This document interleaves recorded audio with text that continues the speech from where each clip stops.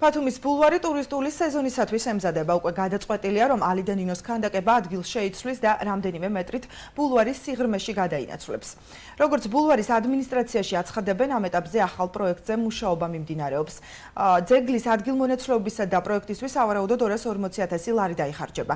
სეზონის მზადებასთან დაკავშირებით ბულვარში უკვე განთავს და 100 ახალი სამგანყოფილებიანი სანაგვეურნა, დამატებით 100 კი მაისის თვეში განთავსდება. დასრულდა ზოოკუთხის რეაბილიტაცია, შეიცვალა ბულვარის გალავანი, ჩაირგო დეკორატიული ნარგავები.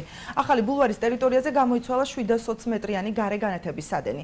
მაისის თვეში ნავარაუდევია ბზის ლაბირინთისა და იაპონური კუთხის დასრულება. ბულვარის ადმინისტრაცია სამომავლოდ ბულვარის 3 ზოლის რეაბილიტაციას და იქ ბეტონის ფილების დაგებას გეგმავს.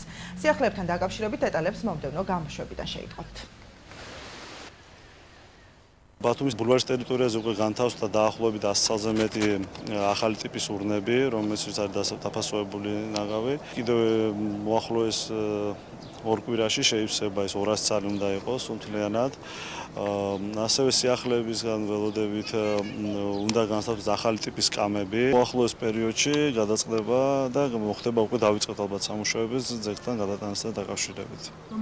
და ეს არის ალიდან ნინოს საუბარი, რომელიც ალბათ იქვე ახლოს ჩამოიწევს ისეთ ადგილზე, რომ სადაც ზღვა და ის უკვე ხელს არ შეუშლის.